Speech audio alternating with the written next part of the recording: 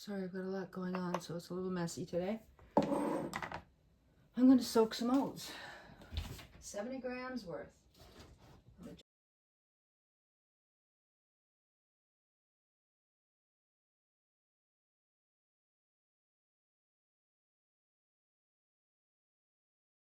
Adjusting a recipe that I did the other day because I'm making porridge bread, which is lovely. I really, really, really like it. But what I learned,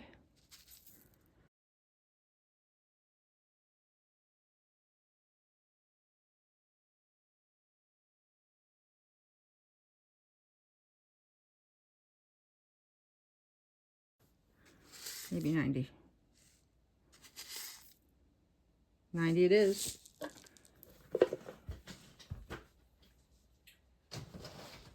I'm adjusting the water amounts on this one. So I'm going to add 100 grams of water. So make that 103. We're going to let that soak up.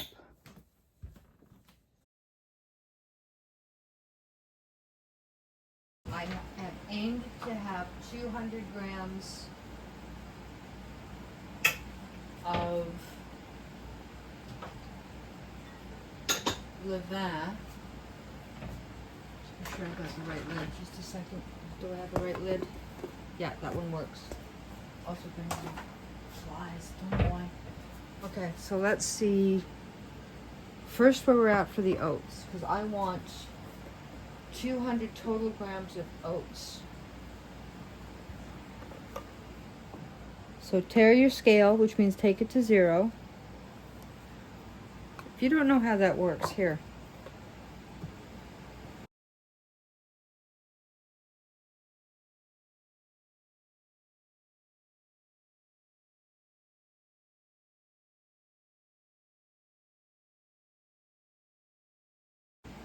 Just in case. I'm sure somebody, if you're this interested in sourdough, you've been watching thousands of videos.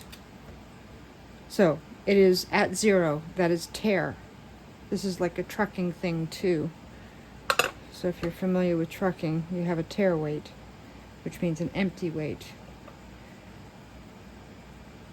So we're not accounting for the bowl. Now we've tared. Now there's no weight in there, but we are adding weight. So I want, that's a lot. No, it's not. So I want 200.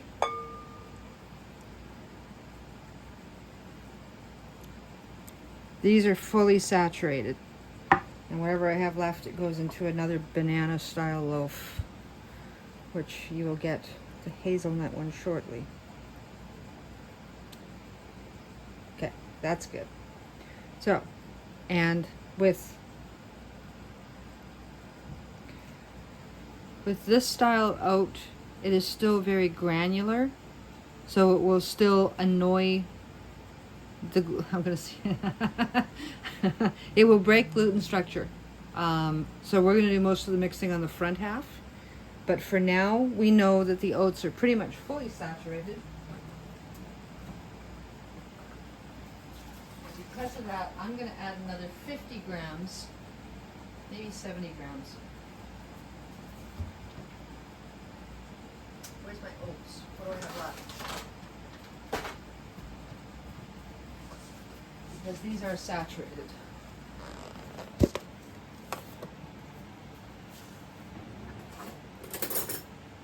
I don't want to completely mess with the gluten structure, and this also gives me some, maybe 50 grams.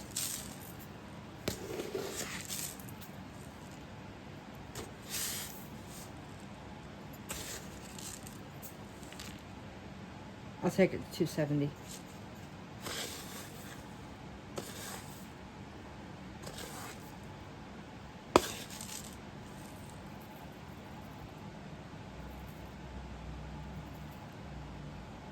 I'm eyeballing it.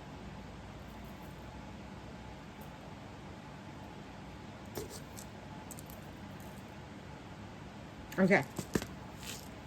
That makes me happy. That gives me plenty of oats for the breakfasty stuff that I want.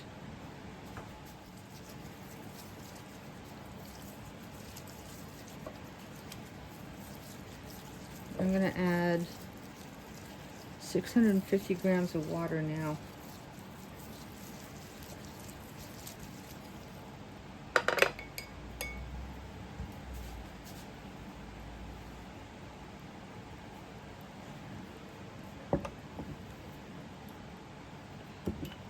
So I'm starting at 0.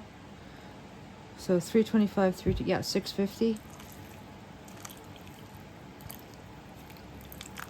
So I'm doubling it. In these temperatures, I don't want to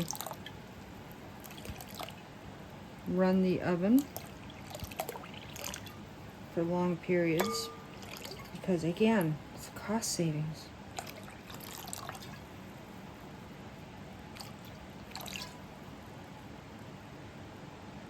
$23 more grams. 4. Okay, a little too much, so I'm gonna take a little bit out. Just a little bit.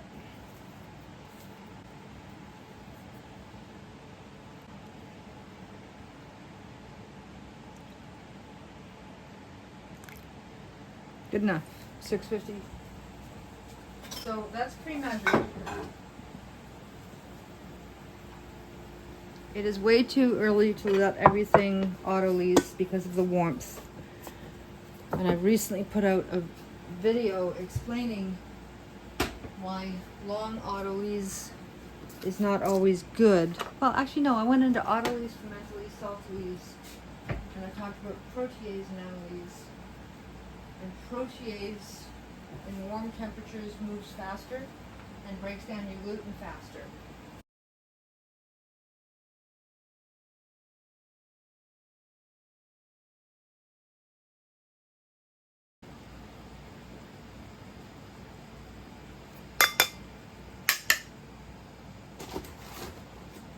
No, close enough. $3.99.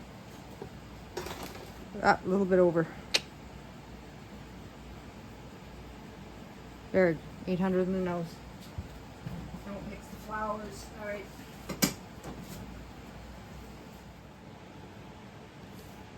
There we go. On the money. As best you can.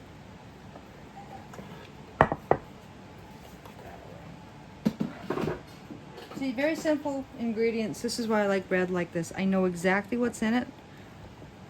I know that I'm the one making it. I know that there's bread flour, all-purpose flour, oats, oat milk, salt, water, and the little yeasties that just show up. This makes me happy.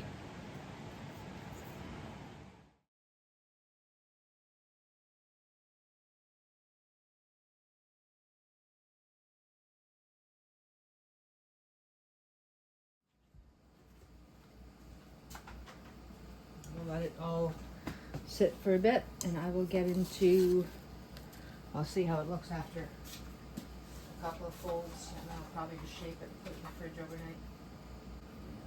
Everything's in the sink. No big deal.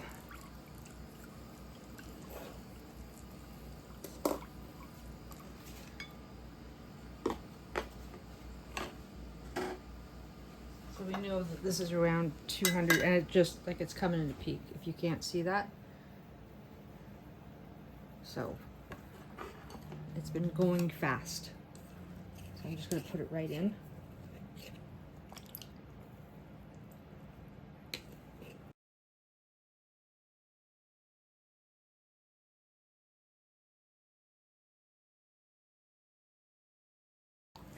So by now the temperature of the oats is it's at room temperature.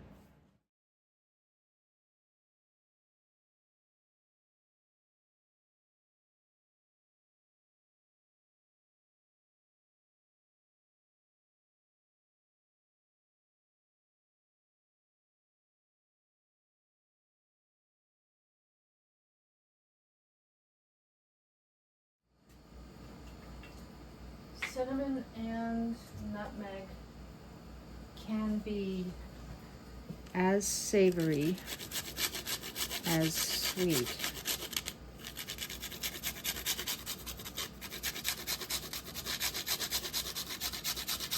And I picked this up as, oh,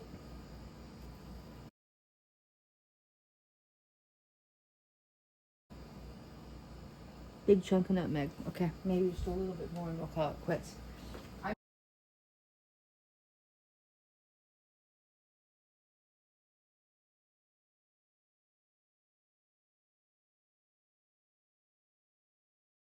It'll just wake up your senses. And if it's something like French toast where you're doubling up, that's great. But when you're doing something like a chicken sandwich, I'm just trying to think of an example. A chicken sandwich, and you've got a little bit of ginger or horseradish or even like mayonnaise, and then suddenly you get that waft of cinnamon through the sandwich with just that little bit of maybe paprika or black pepper. Black pepper and cinnamon. Lovely combination because you get the heat. Okay.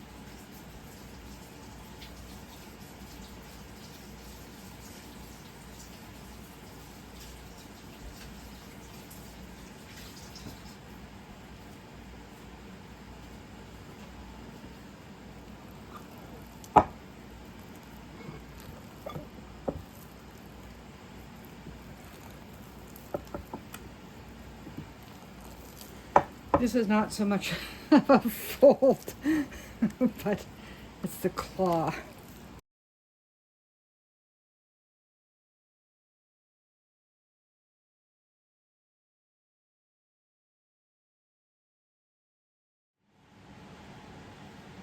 So on doughs like this, you want to do all that folding and manipulation at the beginning because the gluten will continue to form and it's a warm day. So the more that you mess with it, wrong word, the more that you manipulate it when it's warm, the gluten will start breaking down faster. So try to do as much of it up front as possible for your best results. But even if the day starts getting away from you, that's when the fridge becomes your friend again. I'm planning on doing a split pea soup. I'm just doing some other things too. It's looking good. So this one is a little bit more dense. I don't think, no, I didn't put that video up. Where I was experimenting, I was taking an old, look at that. I've been taking older recipes and reimagining them for YouTube. Basically, I'm reworking them in metric. This is nice. You can really feel and look at the tension.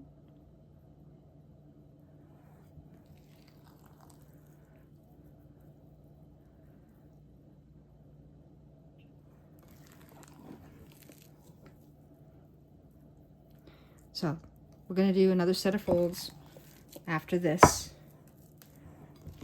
We're not going to go high. We're going to go under and deep. Okay. You're just supporting the dough. You're not ripping or tearing.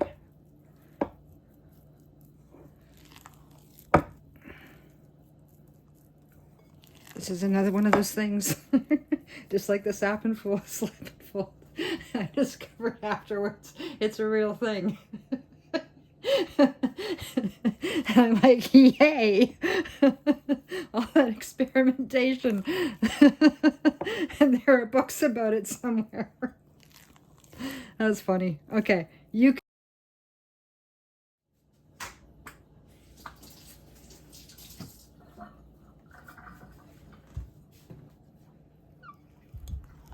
From underneath. Over. Underneath. Over. We are definitely going to let this, look at that. Scoop. Over.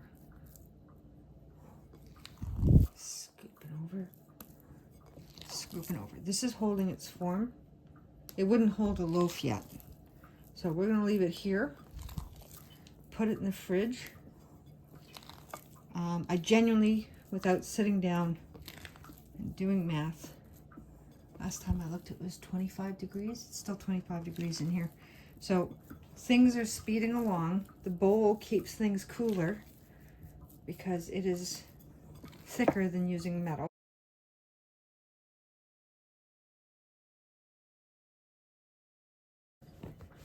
I have created a bit of a cold barrier, so things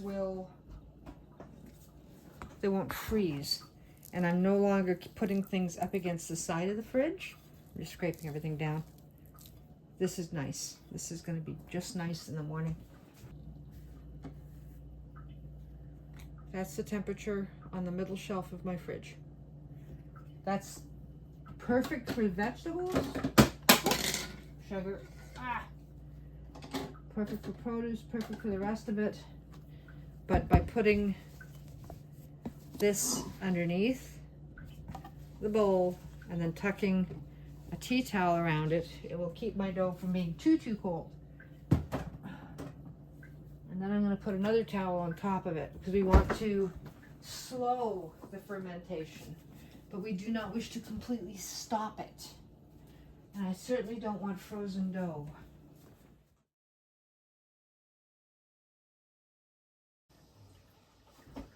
Like I do here, double up the towels. Lots and lots of condensation. Okay. That sound is the coffee brewing.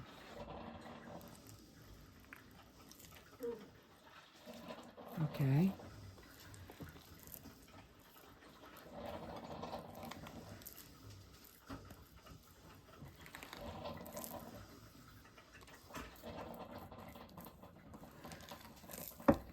We don't want to overwork this.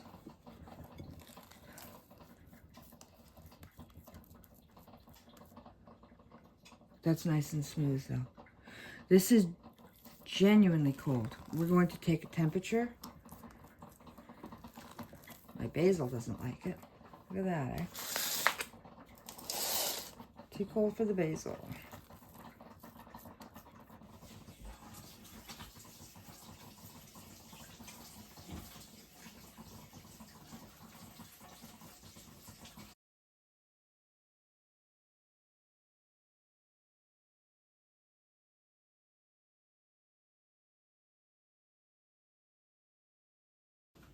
Boom.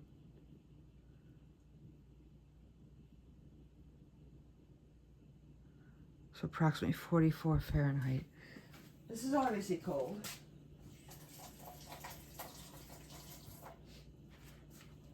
So we're gonna let it come back up to temperature. That would have slowed it right down. But the yeast will be very, very, very active. The things which break things down would have slowed as well. This is why the fridge is your friend. You can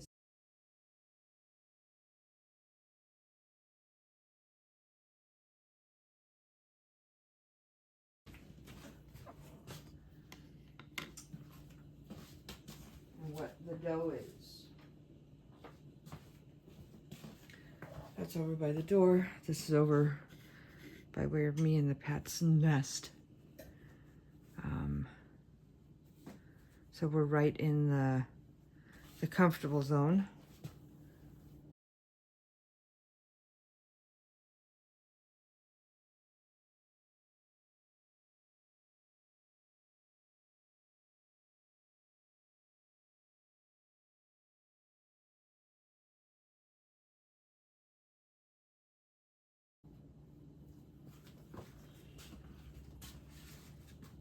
science, right?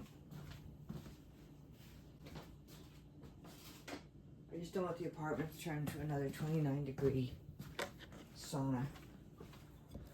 What I may do is split it now. Actually, let's do that. Let's turn it into 2 after this cut. This is a bit of an art form here. All right, let's try you.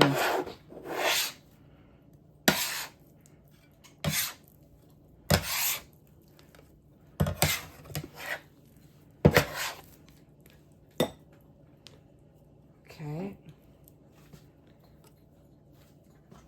I'll have to clean it off afterwards, no worries.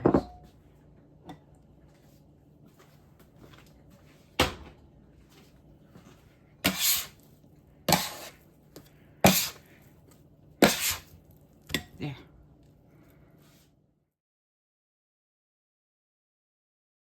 I'll be turning water off for maintenance in about half an hour, so starting to dome. I think that's doming. Let's have a look.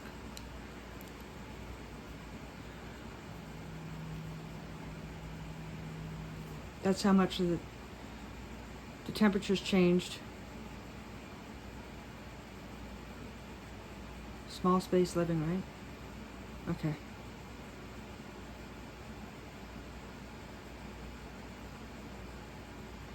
Couple of folds.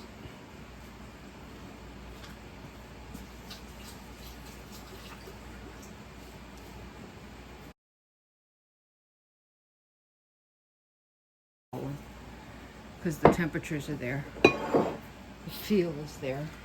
A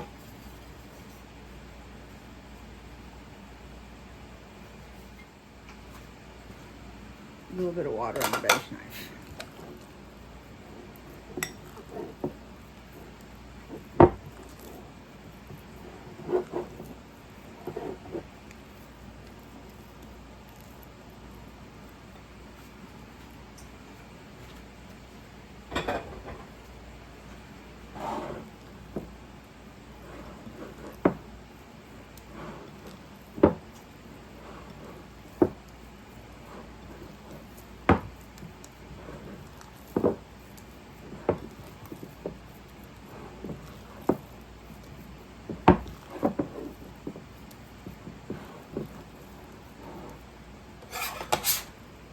More water. Yeah. I broke the skin. I always do it on the first one. Like clockwork. That's alright.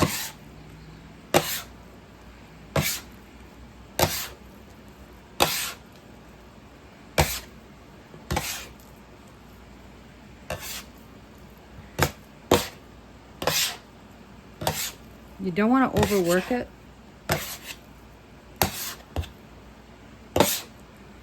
Because no matter what I do, you can feel the gluten. The camera's not helpful in this angle, by the way. It's not. It really isn't. Okay.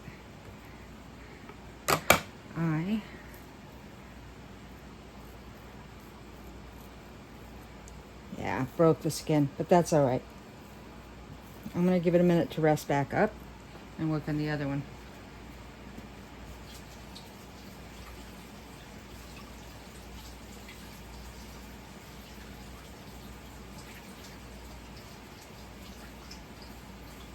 I would prefer something silky smooth.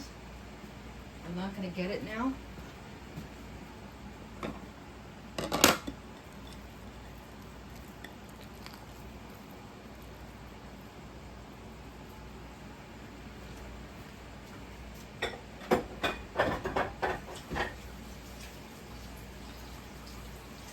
But if you want an oatmeal bread, again, we got years, people.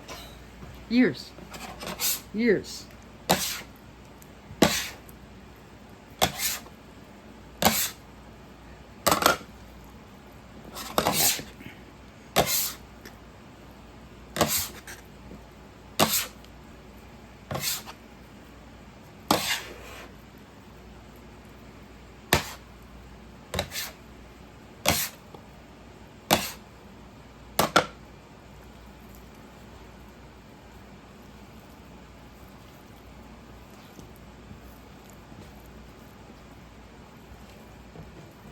Yeah, this one lost some structure. We're just going to let them rest for a few minutes.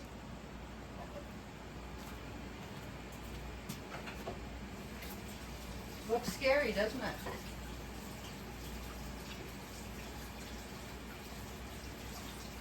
I get some dishes done while they rest up.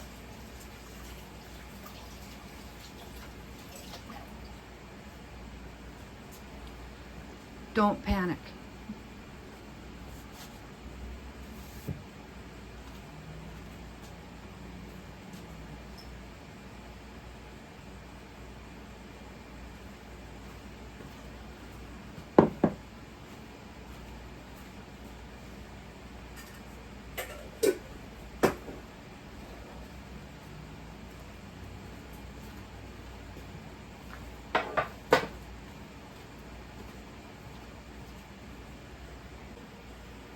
Okay, so now it is time for me to do whatever it is I'm going to do because I've run out of time.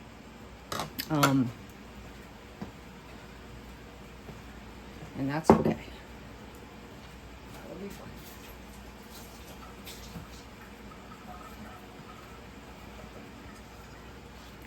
This has had plenty of bench rest.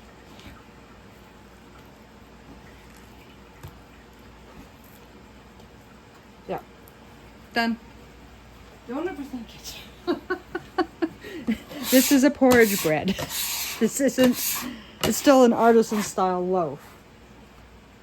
But that was 2 folds, right? And truthfully, I do this way better when I'm not filming.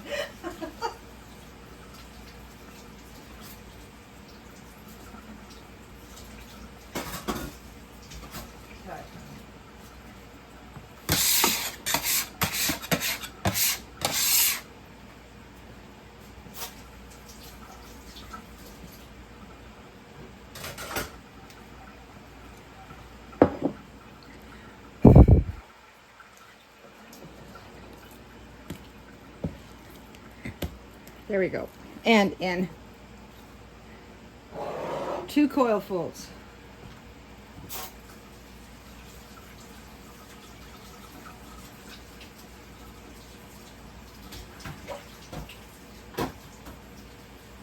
Just don't overthink it, she says. Sorry.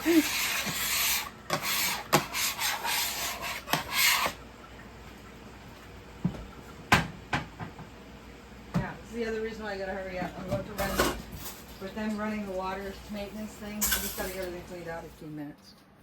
So, before we look any further,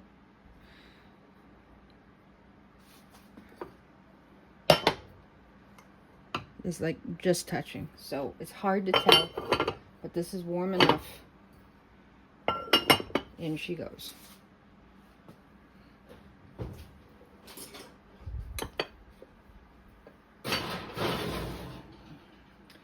"15 minutes covered. It's hot, it's hot, it's hot." Where are we at? Where are we at? Where are we at? Okay. Let's close this quickly. Keep the heat in. Okay. Okay. Let's get this back in. Sugar. I touched it. Oh well. We got a good rise on the bread. Okay. Not the recipe, so I know I'm getting a great rise on the bread. I'm getting some pulling, so it's slightly underproofed.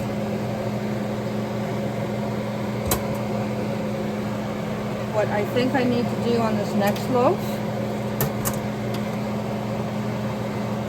is this was, I think the next time, just because of the moisture control, and I'll simply have to put up with the fact that I might touch the top of these.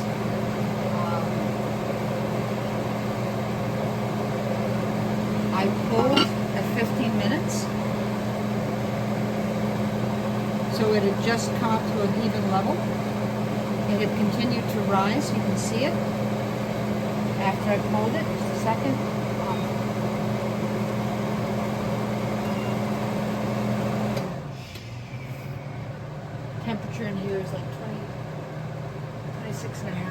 so I'm turning off the oven. I'm still doing something else with the oven, so they have to cool it.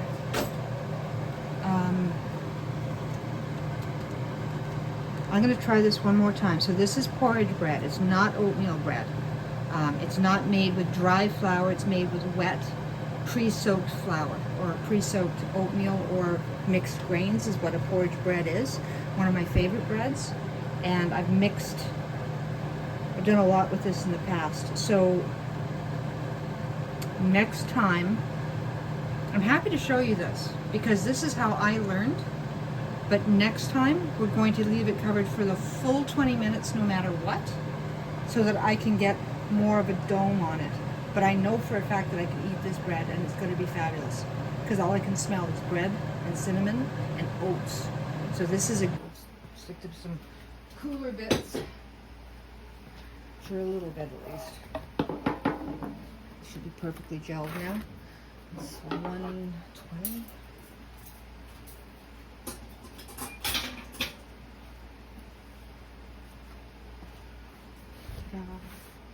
Bit of a lump on it, but just says that there was still plenty of energy in there. Again, because I haven't baked this style of bread here. Sorry, that's not true. I have baked this style of bread here. I'm finding this is what I do, right? I come up with something, I make notes, I figure out where I need to be to get the best rise. For me, this is a perfect size loaf of bread. The last time I did this, I did 2 demi loaves. So I took the batter and I cut it in half, which meant my bread was only about that thick. This time, I got that much thickness. I could absolutely have left it for a little bit longer. So this tells me, let's go right down the middle. Next time, I just leave it a little longer in the fridge. I think we've figured out nice. Nice. Very nice. Okay. This is what I like to see. A little bit of tunneling, no big deal. Well mixed, well gelled. I'm happy. This is great. This is going to be, there's no added sugar, right? So it's going to be a little bit blonder. This is from the oil, but the air where it was touching, the words I'm looking for. I could have gotten I think maybe an extra 5, maybe 10 more minutes to get a bit more browning on it. But this type of bread isn't going to be very brown because I'm not adding sugar to it deliberately, because I want to use it for savory as well as sweet. So I'll add the sugar based on the dish that I'm making. But there is cinnamon and nutmeg in it, right? So this is soft. It's not going to have the crunch, and it's good. This is great. Again, a little bit of the tunneling happening. Could have mixed it a little bit longer. That's what's going on here. I'm happy. Oh, that smells really good. Just that hint of cinnamon and nutmeg. So this will now go with either a ham and cheese with the split pea soup that I'm making, which I will show you, or this is an excellent French toast, or the little French soldiers that I'll make in a pinch, or you can use this for stuffing in a chicken, right? This is a lovely loaf of bread. And steel cut oats of all things. Alrighty, I'm happy. Sweet. And it's a little bit more dense than the last one that I made, but I'm happy with this.